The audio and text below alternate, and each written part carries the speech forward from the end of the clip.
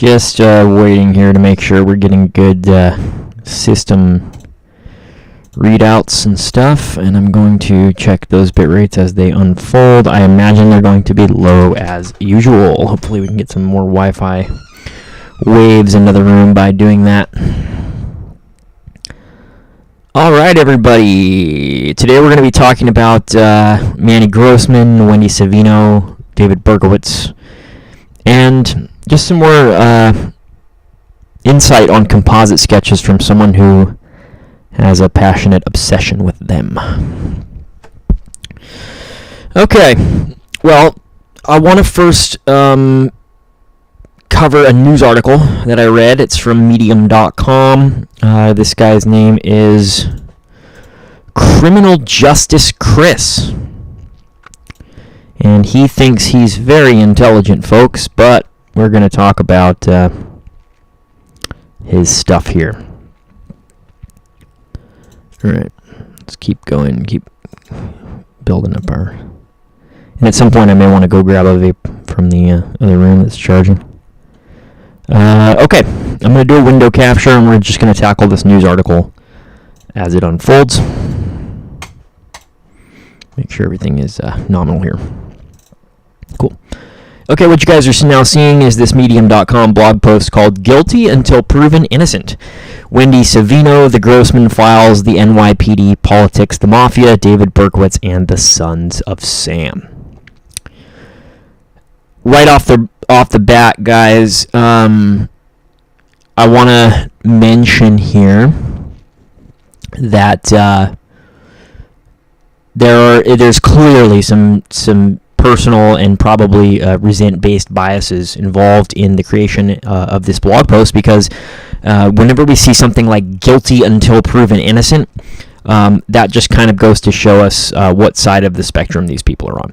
I'm not too interested in the criminal verdict angle of this case, such as his guilt or innocence. What we are going to be talking about is objective analysis of composite sketches, what composite sketches are, and then I'm going to be showing you guys some homemade works. Okay, let's get onward and move forward with this little article here. And I actually haven't read the entire thing, which I like to do in certain cases, especially in something like this, because in order to be truly scientific and fair, it's good not to have any preconceived determinations going in. The article reads, "A hallmark of the United States criminal justice system is the concept of innocent until proven guilty. In our democratic country," it's actually a republic, but okay, "we prosecute with the intention of being innocent until proven guilty and believe that every individual, including defendants that are eventually incarcerated, should be treated with fairness and with dignity. When prosecuted, jurors are required to convict based on guilt beyond a reasonable doubt. The origins of our legal system can be traced back to Roman law and are reinforced through our various legal codes. Everyone is entitled to a fair trial and places the burden of proof on the prosecution, which safeguards the rights of the accused. This fundamental concept is in place to counter potential abuse by the criminal justice system and the state." I want to mention here, guys, that the Savino crime actually was not prosecuted because it was past statute of limitations. So this idea that Berkowitz has somehow been convicted or found guilty of this crime is actually not true. And I guess we'll go on and we'll figure out if that's what this person is attempting to convey to us. "When the burden is placed on an accused to prove his or her innocence, it leads to situations where innocent individuals end up being convicted based on dubious and insufficient evidence. The presumption of innocence also contributes to the public's confidence in the legal system. The public should perceive that individuals are treated fairly, which increases the confidence in the criminal justice system. Through this process, it maintains social order and encourages citizen and community cooperation with law enforcement." Again, Berkowitz was not convicted of this crime. I can't scream that loudly enough. It's really up to us as researchers, as enthusiasts of true crime, whatever you want to call yourself, and whatever your job may be, or your role in all this may be, it's really up to us to determine whether or not we personally think that Berkowitz shot Wendy Savino. I'll get into my beliefs on the matter later on, but I don't want to tarnish the purpose of this stream by talking about that. What I do want to do is just objectively assess this person's methodology of transmitting information. Innocent until proven guilty is not without its challenges, though, especially in high-profile cases. In high-profile cases, the media influences public perception and can lead to the presumption of guilt rather than innocence.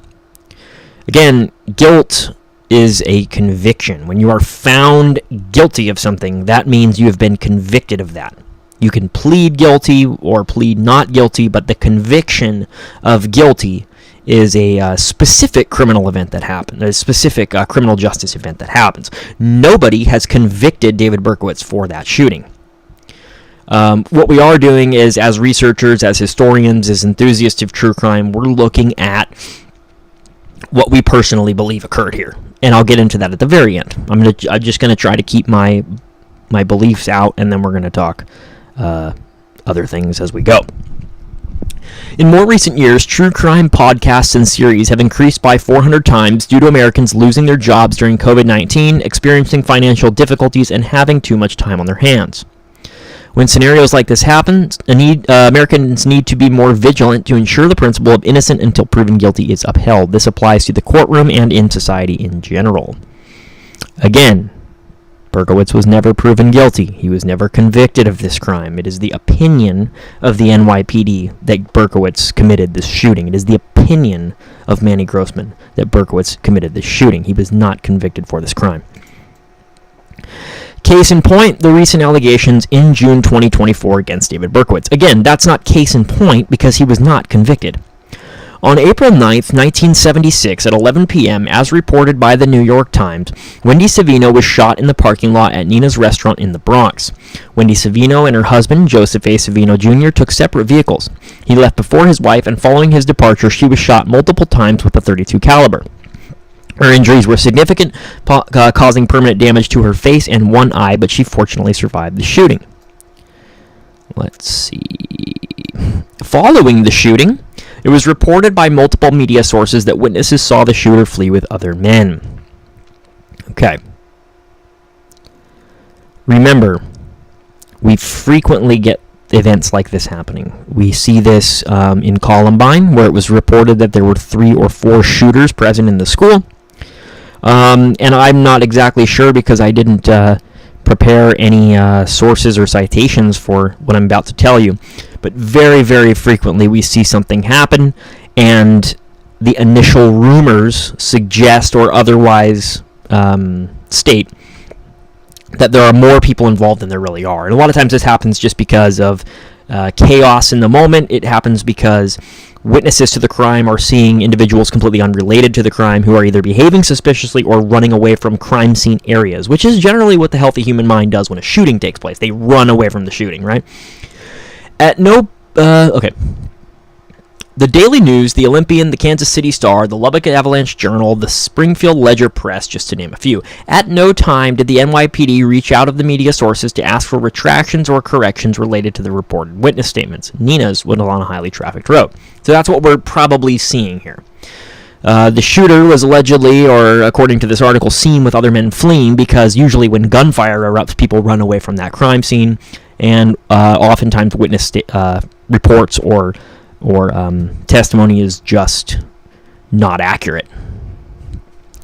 Due to her husband's heated political campaign against a local Democrat, Wendy Savino feared she might have been targeted, feared for her life, and subsequently moved out of the country to Britain. When a grand jury was most likely called a few months later to possibly indict a suspect, which is suspected due to Savino being issued a subpoena, she refused questioning, which begs the question, who exactly was Joseph A. Savino Jr.? I mean, that's not really the question that I have, but it's okay. Joseph A. Savino Jr. was a prior NYPD officer, was a partner at the Wakefield Detective Bureau, owned an insurance company as well as other businesses, and was a Republican Party councilman in the Bronx. Joseph A. Savino Jr. also has a well-documented criminal record. Completely irrelevant. We're not talking about her husband's business dealings, her husband's character. We are talking solely about who committed this shooting.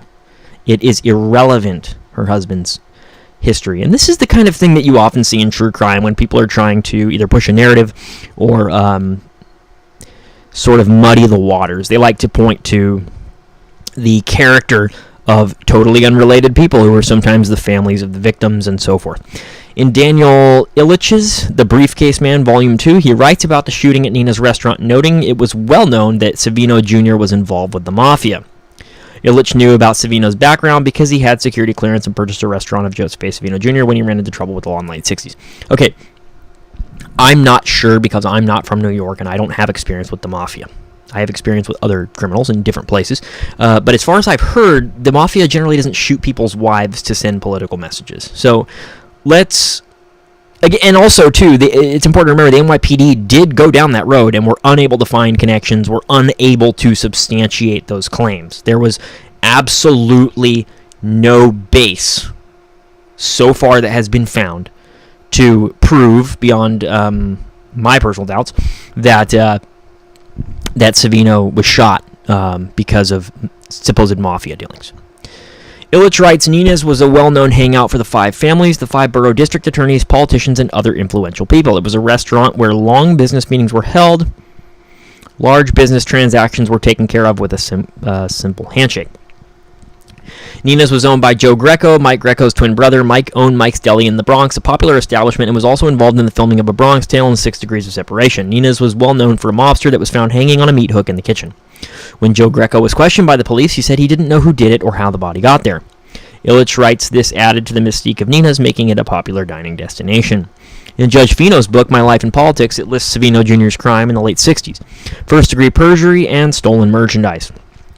Specifically, an electronic calculator. So, right off the bat, you can tell that what's going on here is this person's reputation is being slandered, or not really so much slandered, but is being attacked for, his supposed transgressions. Let me tell you this, guys. I have committed more serious crimes than that while half asleep on meth and Xanax.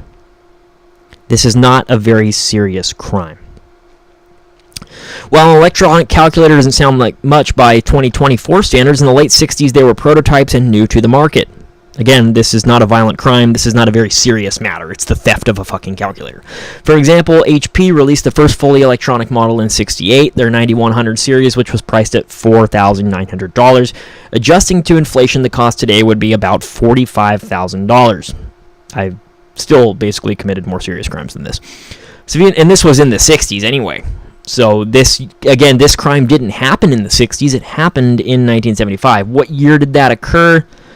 Oh, I guess, okay, so he committed this in 1968. So he stole $45,000. Big whoop. Savino Jr. was represented by his constituent and renter Calandra, who vouched for him and helped him walk away with a $250 fine from Judge Kappelman, the same judge that sentenced David Berkowitz to life in prison, stating at sentencing that his greatest wish was for Berkowitz to breathe his last dying breath in prison. I mean, this was a very serious, emotionally charged news event. It was a huge media event, the Son of Sam, and when people shoot people and blind them and paralyze them with .44 caliber bullets, you can't blame someone for wanting that person to die in prison. In fact, vast majority of the people who are watching this stream now would probably be so resentful as to say something very similar, especially if one of their friends or neighbors or associates or something was paralyzed. Remember that some of these Berkowitz shootings, for example, mostly blinded Robert Violante, and they also paralyzed, what's her name, Lamino? Something like that, I'm not sure. I'm not a Son of Sam expert, and I don't know much about the victims, so I'm not going to address. But anyway, we can all pretty much agree that whoever committed those Son of Sam shootings, whether it was Berkowitz or not, that person was not a good person. I personally believe that Berkowitz committed the Son of Sam shootings, but we're not talking about them today. We're talking about the Savino shooting. As documented in several news outlets and in the pursuit of absolute integrity in the early 80s, Savino Jr. was brought up on gun charges, tax evasion, and was sentenced to prison for several years. So I've personally carried a firearm in the act of crime. Never used it against anyone or anything like that. But I carried one, so technically I could have been charged with gun charges, and I have committed tax evasion, so I could have been charged with that too. This is not a very serious violent offender, and what we're seeing here is that a narrative is being spun so as to make the Savino family look like they're very much enmeshed with these serious violent crimes and therefore shift that accountability away. This is a very sneaky way of tarnishing the reputation of Wendy Savino herself. The Wakefield Detective Bureau also wasn't short of scandals, while a secretary... I mean, this is just boring. We're not even going to... this is a long one. We're going to say... Okay, so I haven't done that. That's pretty insane. But, again, Calvello, who's a partner of them, not even... This is not... Wendy Savino is not accountable for these things, guys, but that's the way that this is being spun. They're associating her with these pedos and these sex offenders and these drug criminals and these thieves and gun criminals in order to sort of spin the narrative so as to make the shooting seem like it's mob related. It has absolutely no bearing on the ballistics or the evidence at this particular crime scene. It's completely irrelevant, and none of this would be allowed to be used in court when trying to prosecute the shooter of Savino. I'm serious, you guys. So this person who calls himself Criminal Justice Chris makes a complete and total fool out of himself, because he should know, if he's Criminal Justice Chris, that none of this stuff would be admissible as evidence in a trial, regardless of who shot Savino. It is irrelevant. Okay? So we're going to keep on going down. This is boring shit. Don't care. Charges against NYPD bossy employees and detective include the fall, as if this has any bearing at all on who shot Savino. Look at this nonsense. Oh my God. This is a joke, man. It has been established by witness statements that Richard Sparazza drove the getaway car. I would like to see the evidence of that. I haven't seen it. Maybe it's there. I'm not sure, and I'm totally open and okay with being wrong. But as far as I know, has this really been established, or is this just another claim that's being dropped in here to try to spin the narrative a certain way? Judging by this individual's track record of writing information in his news article, I would be very skeptical of basically anything he says. Okay? In other news reports, it is stated that Savino's office was burned down in a suspected arson 2 years before the shooting. And 5 weeks before the shooting, his office was vandalized. Irrelevant. Has nothing to do with who the offender is at the Savino crime scene. These pieces of information shouldn't be here, but they are, because what's being done is a narrative is being spun so as to make the Savino family look like a bunch of mobsters and criminals, and therefore tie the shooting to the mob. Remember, none of this information is related to the ballistics. None of this information is related to the modus operandi of the offender at that scene. The offender at that scene displays an identical modus operandi to David Berkowitz, except for the caliber of the weapon. With that logic, the Zodiac killer did not commit Lake Herman Road, because the other Zodiac crimes were committed with the 9mm. We all know that that's not the case. We all know that Zodiac did, in fact, commit the Lake Herman Road, except for Horan, I guess. We all know that Zodiac did commit the Lake Herman Road shooting, but he did so with a .22. So whether or not Berkowitz has switched calibers or whatever has happened here is irrelevant to the ballistics at the scene. We are seeing, or rather to his modus operandi, we are seeing the modus operandi of this offender is as follows. Approaches a parked car with a female sitting inside, empties a large quantity of ammunition into that vehicle, laughing and smiling as he does so, and then calmly walks away from that crime scene. The shooting is senseless. The shooting is unsuccessful, and we see this numerous times with Berkowitz. He frequently fires a large quantity of ammunition into parked vehicles and fails to kill his targets. This happens often with Berkowitz. The signature of this crime scene, what was the purpose of this crime? Why did this offender do this? Not how did he do it, why did he do it? How was he getting his jollies, this offender? His signature is to gain personal satisfaction or attention, and, make no mistake, dumping a large quantity of ammunition through an unsuppressed firearm into a parked car in the middle of the city at random will definitely generate quite a lot of attention. But this offender goes and shoots Wendy Savino. Why does he do it? Well, based on that witness testimony from Wendy Savino that her offender was laughing as he shot her repeatedly, we see that the signature of this offender is probably to gain a personal satisfaction, a personal sense of excitement from committing what is by all intents and purposes a thrill killing or an attempted thrill killing. So we're looking at modus operandi, we're looking at signature, both in alignment with the activities of David Berkowitz. Are you guys still seeing my... Okay, yeah, I had this thing on the wrong... Okay. We're seeing a modus operandi and a signature that are essentially identical to the Son of Sam shootings, except for the caliber of the weapon. That is the only deviation that we are seeing in this crime, in the modus operandi. The modus operandi itself is to approach a parked car, utilizing a firearm, and to fire a large quantity or discharge a large quantity of ammunition into that vehicle with the intent to kill. And then to walk away calmly, as if unrelated to the crime scene. That is the modus operandi of the Son of Sam. When did this shooting take place? April of 1976. Donna Loria was shot, I think, in, July 29th, 1976. How was she shot? She was shot sitting in a parked car by an offender who approached that car at random, discharging a large quantity of ammunition into that car with the intent to kill, and departing that crime scene. This is the Son of Sam's modus operandi, and it is the Son of Sam's modus operandi 3 months prior to the first, quote, known shooting of the Son of Sam. Son of Sam, 3 months after this, begins, or appears to begin, his crime spree by shooting at Donna Loria and killing her. Okay, so I'm just we're gonna move on from all this libelous nonsense, okay? There's a bunch of stuff in here that is clearly designed to influence a narrative, and I'm gonna go get a vape right now. So just, if you want to read this, go ahead and read it. It's on screen for you.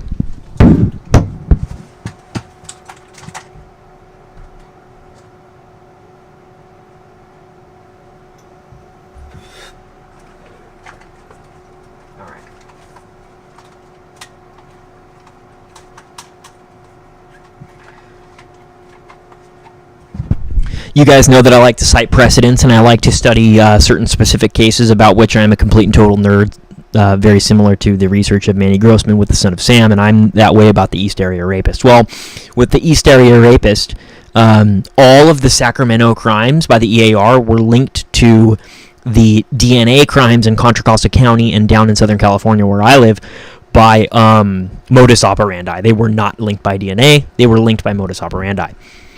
It is a usually quite reliable way of connecting or linking crimes together. We have geographic connection, we have timeline connection, we have modus operandi connection, we have signature connection, and wait until you see the composite sketch of the offender who shot Wendy Savino. And we're going to talk about that too, because this individual is going to bring that up too, and he's going to show us his actual skill at analyzing these things. Alright, this is where they start talking about my friend Manny. On May 18th, 2024, a podcaster named Manny Grossman, who somehow managed to gain access to the Savino cold case file, turned in a tip to the NYPD based on the original sketch and stated he believed Berkowitz shot Wendy Savino. Okay, look.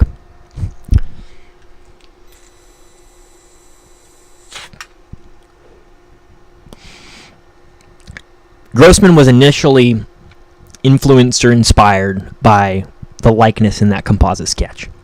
But it isn't the only piece of information that Grossman took to the NYPD or cites in his research. Again, timeline, location, signature. These are important things, guys. The geographics involved here is that the shooting occurs in the Bronx. We know that the Son of Sam operated in the Bronx. We know that the Son of Sam operated in this timeline, and we have a pretty good understanding of the Son of Sam's modus operandi during these crimes. All three of these perfectly align with the Savino shooting. Perfectly. The only deviation being the caliber of the weapon. By that logic, the Zodiac did not commit Lake Herman Road. We know he did. The sketch looks nothing like David Berkowitz. I call bullshit on that. Although later composite sketches made unavailable to the public look more like him. That's actually not true. These sketches were completed in 1977, well after Wendy Savino's shooting. And this is Berkowitz, and then this is the Savino offender. You can actually also see them here, where I have them side by side. Berkowitz and the composite. And we're going to talk about that composite and some of the things on it that indicate to me that it is in fact David Berkowitz. And I'm going to go ahead and open up the window capture again. Jump forward. That's a little Berkey-Durkey there. This is ridiculous. Okay, what we're about to see here is that criminal justice Chris has no understanding at all. Not one modicum of understanding about what a composite sketch is. This is a very common thing that we see in true crime. People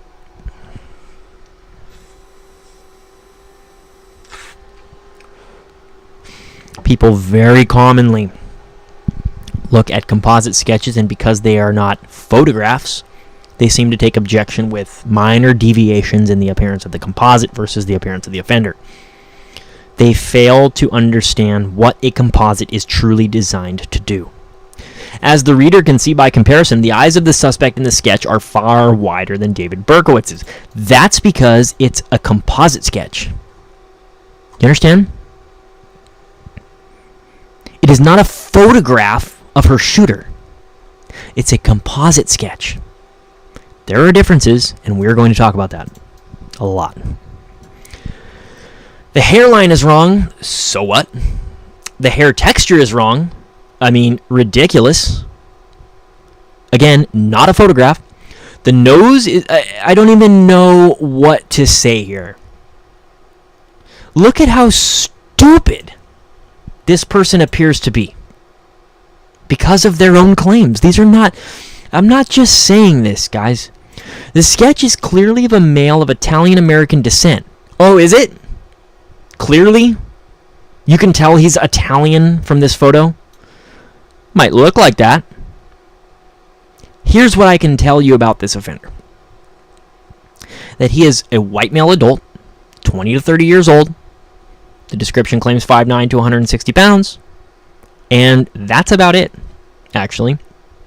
But we're going to talk about some of the characteristics of what Berkowitz looks like versus this sketch.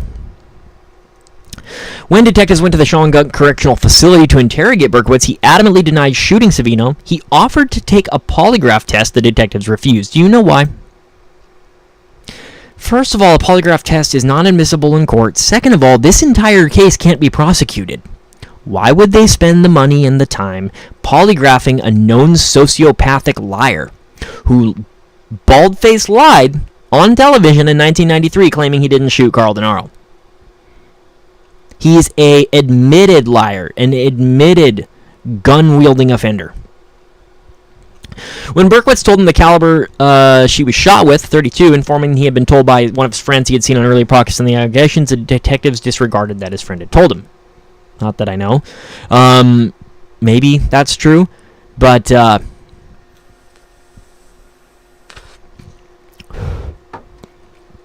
I'm much more interested in modus operandi, signature, and geographics than I am in anything that David Berkowitz says. And I wouldn't trust him with a 45-foot pole to take a polygraph test and tell the truth. I know someone personally who beat a polygraph test. And they are definitely not the manipulative sociopath that David Berkowitz has admitted to being.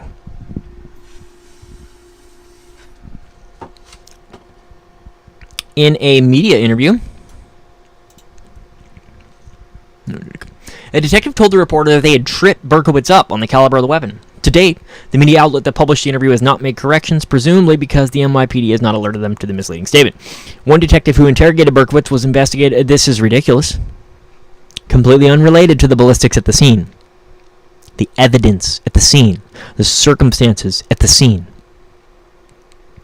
We need to be looking at modus operandi, signature, geographics, and timeline.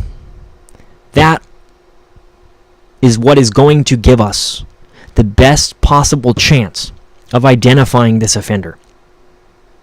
Okay? I don't care about the credibility of the interrogating detectives when those four things exist for us to analyze independently of this interrogation. I don't even care what David Berkowitz said. I don't care about the results of that interrogation, and we know that Berkowitz is a proven liar. He has admitted it.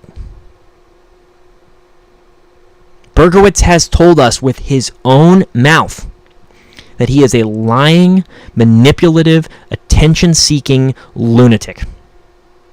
He has told us this. We know this already about him. You want to slander someone's character, you want to talk about the credibility of that character, let's start with the man who blinded Robert Violante, who shot Stacy Moskowitz in the head, who shot Donna Loria in the head, I think. Okay, so we're just going to move past this nonsense, and let's go ahead and look at, okay, this is ridiculous. Again, modus operandi, signature, timeline, geographics. I don't care about Robert Klein. Robert Klein, was he even alive when this shooting happened? Yeah, I guess so. Not sure when he was born. But he became a detective in 2015, which is a pretty long time after this shooting, which occurred in 1976. So it's pretty much irrelevant. Okay. There's a whole bunch of stuff about his leasing agreement. Just stupid. Don't care. Don't care, don't care, don't care. Don't care about all this. Don't care. In fact, what we need to be looking at is modus operandi, signature, timeline, geographics. Okay? Those four things indicate to us that the shooter responsible at this crime scene is high probability the shooter responsible for the Son of Sam shootings. Don't believe me? Look at modus operandi, signature, geographics, and timeline. All right? We're going to move past all this leather jacket stuff because mostly this is for muddying the waters and cluttering the discussion.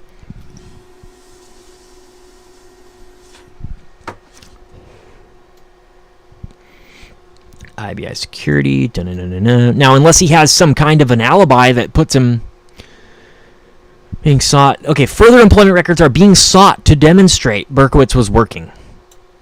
What time was she shot? 11 p.m.? Was he working at 11 p.m.?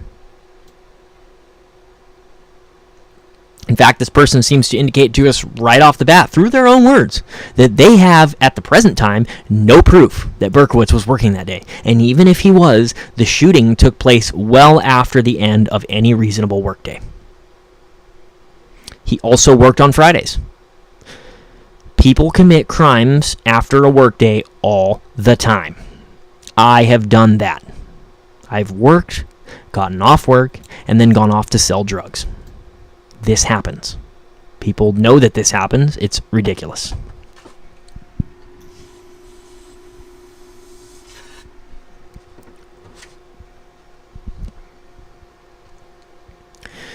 The NYPD has closed Savino's case as solved, and they told David Berkowitz during interrogation that the statute of limitations has expired. They only wanted to give Savino closure. But is this accurate? While the statute of limitations has expired, so yes, if Savino were to die from her injuries, even in her 80s, Berkowitz could still be prosecuted for homicide. But she hasn't. So what relevance is this? It's nothing. It's garbage. Just garbage in, garbage out here. Let's get on to the composite stuff, because they're going to talk about this. Oh, I thought, where was this thing? Am I looking at a different article than I thought? That's okay. Suspect sketch and arrest photo. Yeah, I guess it was a different article. Okay, that's fine. I'm going to pull from history. Maybe I can do that.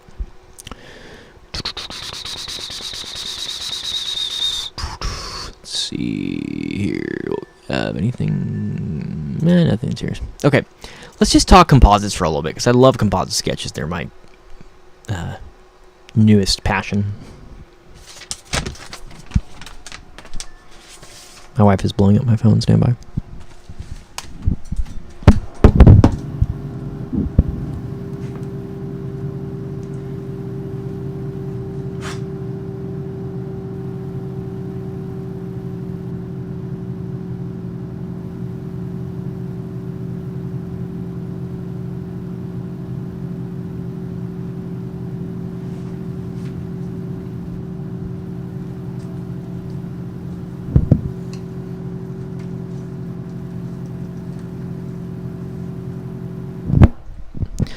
So today, I prepared a composite sketch of David Berkowitz based upon my memory.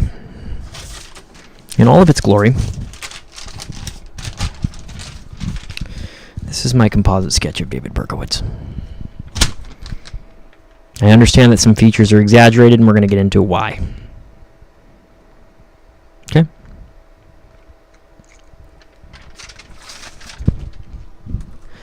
Let's blow up the Savino composite and talk about it.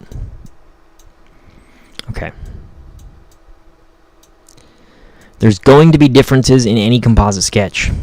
You can tell because try it for yourself, or here's my composite of David Berkowitz.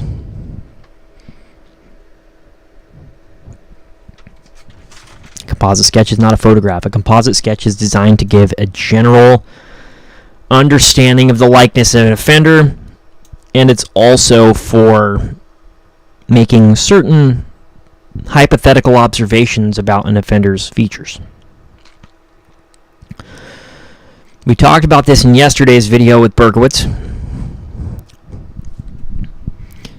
What do we see from this composite? The individual is a 20 to 30-year-old white male adult. His nose comes down to slightly below the halfway point between the eyes and the nose and bulges out here. In fact, what we can see too, use the new Cokes logo as a cursor, and then I'm going to go piss because it's pretty bad right now. Working on that. We talked about this yesterday with the lineup of Son of Sam composites. Nose drops down below the halfway point, bulbs out here, and we can actually see what appears to be some sort of age lining possibly here on the sides of the nose. You can see it just a little bit. Really blow this up here for you. You see this little thing right here? It's like a little diagonal line. I could be wrong, but I think what they're trying to convey to us here is that this offender has age lines that come down from the bulbous area of the nose down towards the mouth a little bit. It's possible that that's an illusion, but I think that I see that. And not only that, but we see it more prominently on the offender's right-hand side than we do on his left. Let's look at a picture of David Berkowitz smiling. And what do we see? Age line more prominent on the right than on the left. And we also see the protruding lower lip of this offender. We see eyes that approach the edges of the face but don't quite reach it. We see a protruding lower lip. We see earlobes disconnected from the jawline here. And we can also tell that this composite is trying to tell us that this person has a round, chubby face. Well, what do we know about David Berkowitz at the time of his arrest? Youthful-looking, round, chubby type of face. In fact, by composite standards, I think this is a very good composite sketch of David Berkowitz. It tells us some things, and it definitely doesn't rule him out as a suspect. Offender has a protruding lower lip, earlobes disconnected from the jawline, and a nose that drops down to slightly below the halfway point between the eye and the nose, and then bulbs out at the end. Now, Berkowitz in real life, nose comes a little further to the mouth. But, I mean, look at the mouth shape, you guys. It is insane how... This is actually a very good composite of David Berkowitz, I think. This is a very good composite of Berkowitz. If, in fact, this is Berkowitz, which I do think it is, it's a good one. We don't prosecute people because they look like the sketch. That's not real. That's this misinterpretation that overzealous enthusiasts get when they see composites, and they want to know so badly what does this offender look like that they misinterpret the purpose of a sketch to think that it's supposed to be a photograph of an individual or a photograph of the offender. It is not, and that is nonsense. A composite sketch is solely to give us a general understanding, and usually they're quite vague. Now, every now and then, composites really hit the mark. Other times, not so much. But in this case, like any of the Son of Sam composites, I wouldn't rule him out. Not based on this. Now, if the sketch showed a black man or a woman, something that Berkowitz clearly is not, then sure, I'd rule him out. But it doesn't show that. It shows us a white male adult, 20 to 30 years old, with probably a protruding lower lip, earlobes disconnected from the jawline, and a very similar nose. Because this composite, I'm going to go pee and then we're going to talk about this in a second here. I'm going to really launch into some more things here about this. Little Berkey-Durkey up there. Stand by. Nature of a live show.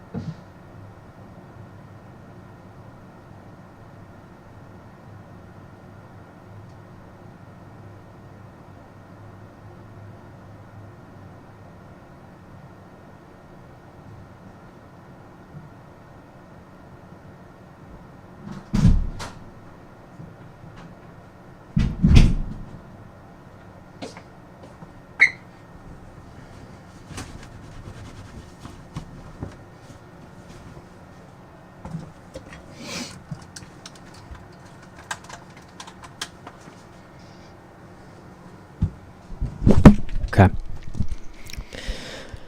Because a composite sketch is only a composite sketch, and its evidentiary value is extremely limited, we have to look at other circumstances. The modus operandi of the Savino shooter is as follows. Approach a parked car with a loaded firearm, discharge several rounds of ammunition into that vehicle, often to the point of the depletion of the ammunition of that firearm,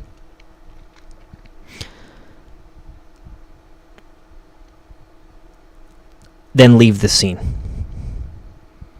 This is what we have in the Son of Sam shootings. What did the Son of Sam do almost every single time he struck? He approached a parked car with a loaded firearm, discharged several rounds of ammunition into that parked vehicle, and then left the scene.